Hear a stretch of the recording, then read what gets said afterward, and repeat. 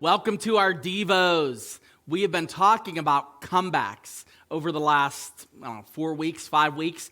And this week, we talked about how to come back from compromise. We all compromise. And one of the things that happens is when we compromise, we tend to go further than we expect we'll go. And what's worse is the enemy will use our compromise as a way to cause us to think that there's no way we could ever return.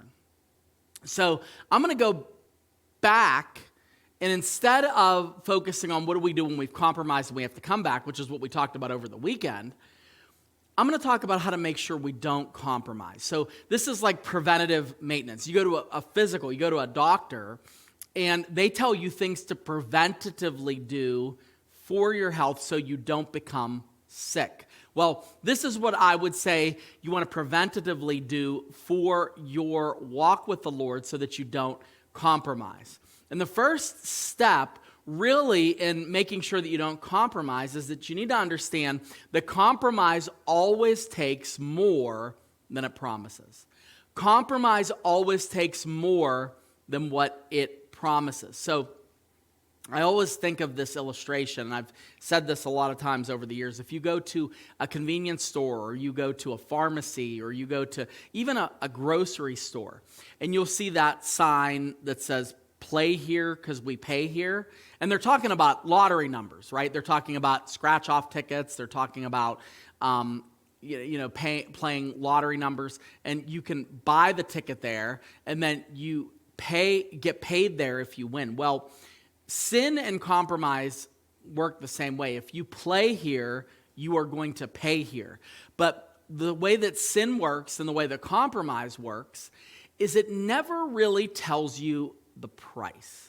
It only tells you what it might promise. And typically what compromise promises is something that feels good in the moment.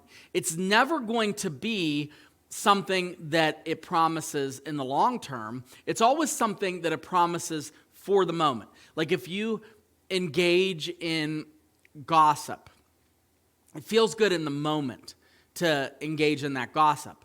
But it doesn't tell you that you might pay down the line with the sacrifice of your relationship. When it comes to any kind of sexual sin, it's always momentary pleasure. Oh, that feels good in the moment. It's great in the moment to engage in that behavior.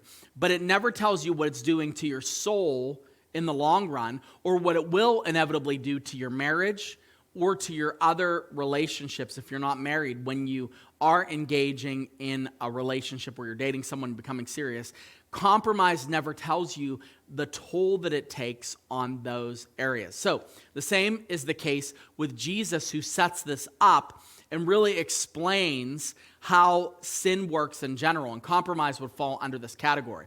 What does it profit a man to gain the whole world and forfeit his soul? He says you gain this thing that might be good, and the approval of the world, the riches of the world, the materials of the world, but you're going to lose your soul. The price is never worth the cost. The thing that you do is never going to be worth the cost of what it inevitably costs you. So here's what you want to ask yourself when you are about to compromise. Ask yourself this question: what am I really paying here? Like, what is my total price? Like, what is actually going to be what this levies against who I am as a person? Because I guarantee you, once you start to add that cost up, you're not going to be able to afford it.